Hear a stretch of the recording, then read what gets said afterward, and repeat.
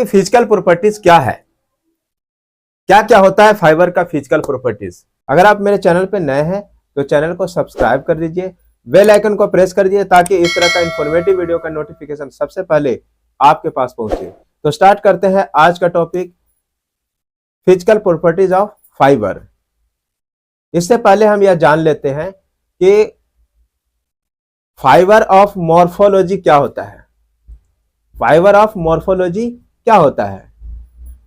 किसी भी फाइबर के size, shape, construction, structure, composition और उससे संबंधित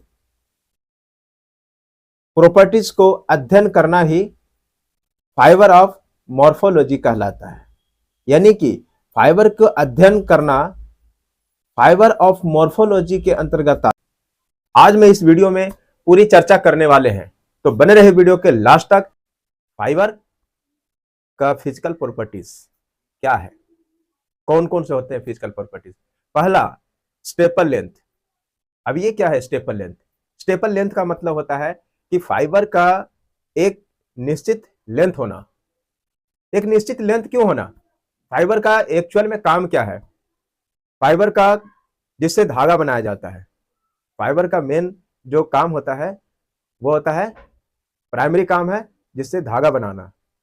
फिर बहुत सारे ऐसे फाइबर का काम है, जैसे तकिया में भी फाइबर का यूज होता है, रजाई में भी फाइबर का यूज होता है, लेकिन उनमें स्टेपल लेंथ की जरूरत नहीं होती है। लेकिन हम यहाँ बात कर रहे हैं कि वह फाइबर जिससे धागा बनाया जाए, तो उसको सबसे पहले स्टेपल लेंथ होना चाहिए। स्टेपल लेंथ का मतलब एक स्टैंडर्ड लेंथ, मतलब और उस फाइबर के जो लेंथ हो वह यूनिफॉर्मिटी हो,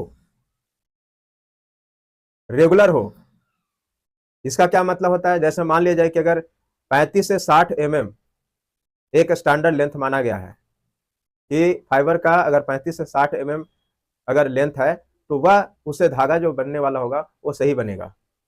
तो यह लेंथ एक स्टैंडर्ड फिक्स किया गया। अगर मान लें 50 mm के फाइबर हम ले रहे हैं, कोई भी फाइबर, कॉटन का फाइबर हो, पॉलिस्टर का फाइबर हो या सिल्क का फाइबर हो, कोई भी फाइबर अगर 50 mm के ले रहे हैं तो यूनिफॉर्मिटी होना चाहिए, मतलब 50 का 10 mm कम या ज्यादा, लेकिन उसी के रेंज में हो। ये नहीं कि एक 20 mm का है, एक 50 mm का है, एक 10 mm का है, एक 50 mm का है, तो इस तरह का उसको यूनिफॉर्मिटी नहीं कहेंगे। यानी फाइबर का जो अगर हम ले रहे हैं, जो हम धागा बनाने के लिए यूज कर रहे हैं, तो उसमें यूनिफॉर्मिटी भी होना चाहिए। फाइबर के जो दूसरा फिजिकल प्रॉपर्टीज है यूनिफॉर्मिटी, मतलब फाइबर अगर स्टेपल लेंथ कवर कर रहा है तो यूनिफॉर्मिटी को भी कवर करना चाहिए। यानी कि मतलब अगर 50 mm के फाइबर से हम धागा बना रहे हैं तो एवरेज ज्यादा से ज्यादा उसके अंदर 50 mm के फाइबर मिले। तीसरा होता है स्ट्रेंथ। फाइबर का स्ट्रेंथ बहुत जरूरी है। अगर मान ले धागा बना रहे हैं और वो धागा फाइबर ही कमजोर है तो धागा कैसा बनेगा? धागा बहुत कमजोर बनेगा। इसलिए फाइबर को स्ट्रेंथ होना चाहिए। ये स्ट्रेंथ ज्ञात करने के लिए कौन सा मशीन यूज करते हैं और ये कैसे ज्ञात करते हैं? तो इसके लिए एक टेंसाइल स्ट्रेंथ मशीन आता है, टेस्टर का। टेंसाइल स्ट्रेंथ मशीन से इस फाइबर को हम आसानी से इसका स्ट्रेंथ को चेक कर सकते हैं। स्ट्रेंथ को चेक करने का जो फॉर्मूला होता है वो होता है फोर्स बाई क्रॉस सेक्शन। ये क्रॉस सेक्शन क्या है? क्रॉस सेक्शनल एरिया, जब फाइबर को जब काटेंगे और काटने के बाद जो उसके जो एरिया हुआ, जैसे ये उंगली का काट दिया तो उंगली का काटने के बाद जो एरिया है, जो ये एरिया है, ये हो गया आपका क्रॉस सेक्शन। तो ऐसे ही फाइबर का क्रॉस सेक्शन, तो प्रत्येक यूनिट क्रॉस सेक्शन एरिया पे जो फोर्स लगता है तब वो टेंसाइल स्ट्रेंथ ज्ञात होता है। यानी कि फाइबर का टेंसाइल स्ट्रेंथ अच्छा होना चाहिए, तब जाकर के फाइबर का फिजिकल प्रॉपर्टी, उससे धागा अच्छा बनेगा। चौथा होता है रेजिलेंसी। अब ये रेजिलेंसी क्या है?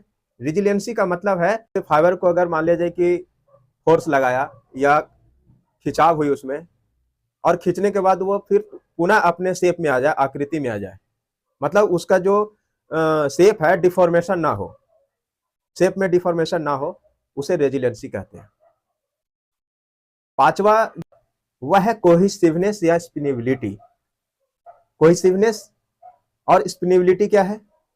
कोहेसिवनेस का मतलब वह फाइबर जिसमें एक फाइबर से दूसरे फाइबर में चिपकने की गुण, प्रॉपर्टी, तो इसको हम कोहेसिवनेस कहते हैं। और हर एक फाइबर में इस तरह का गुण नहीं होता। तो जब इस तरह का गुण जब रहता है, जिस फाइबर में इस तरह का गुण होता है, उसका जो धागा बनता है बहुत ही अच्छा बनता है, और उसमें प्रोट्रूडिंग फाइबर बाहर नहीं निकलेंगे, मतलब जो रोए तरह टाइप का निकलता है वो नहीं निकलेगा अगर कोहेसिवनेस का गुण हो। छठा, ऑब्जर्वेंसी।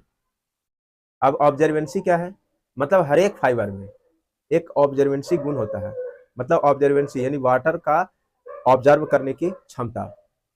ये नेचुरल प्रॉपर्टी है।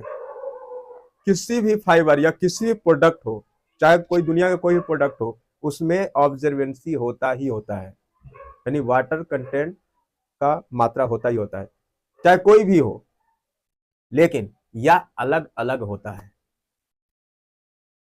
अगर जिसका स्टैंडर्ड मान ले कि अगर पॉलिस्टर फाइबर की बात करूं तो 0.4 मॉइस्चर होता है। अगर इससे ज्यादा हो जाए तो इसका मतलब उसमें अभी इम्प्यूरिटीज है, वह फाइबर ठीक नहीं है। तो इस तरह से अगर मान लीजिए ऑब्जर्वेंसी तो है, लेकिन ऑब्जर्वेंसी एक स्टैंडर्ड हो, एक स्टैंडर्ड हो जिससे हमारा फाइबर का डिफॉर्मेशन ना हो और वह स्पिनेबिलिटी हो, वह धागा स्पन करने में सहायक हो। तो ये ऑब्जर्वेंसी गुण होना बहुत जरूरी भी है। सातवां, फ्लेमेबिलिटी। यह काफी इंपॉर्टेंट प्रॉपर्टीज है फाइबर का, ये काफी इंपॉर्टेंट प्रॉपर्टीज है। हर एक फाइबर में मतलब आग लगने की क्षमता होती है, लेकिन इन्हें कम करने के लिए इनको ट्रीटमेंट किया जाता है। क्यों? ताकि ये जैसे मान लें कि वो ठंडे जो कंट्री होते हैं वहां पे इस तरह का अगर मान लीजिए स्पेनेबिलिटी, फ्लेमेबिलिटी अगर अगर पुअर हो तो वो आग जल्दी पकड़ लेंगे, और आग जल्दी पकड़ लेंगे तो वो फिर ठीक नहीं है। इसीलिए उसको ट्रीटमेंट करके आग ना लगने की उसमें क्षमता डाला जाता है, ताकि वो आग के संपर्क में आए तो आग लगे, लेकिन वो काफी टाइम लगे आग लगने में, और अगर जले भी तो वो पूरा एक बार नहीं जले, थोड़ा सा जल के और फिर बुझ जाए। तो इस तरह से फ्लेमेबिलिटी गुण भी होता है फाइबर में। आई होप आप फाइबर के फिजिकल प्रॉपर्टीज अच्छे से आप समझे होंगे। तो मिलते हैं इसी तरह से नए इंफॉर्मेटिव वीडियो के साथ, तब तक के लिए जय हिंद।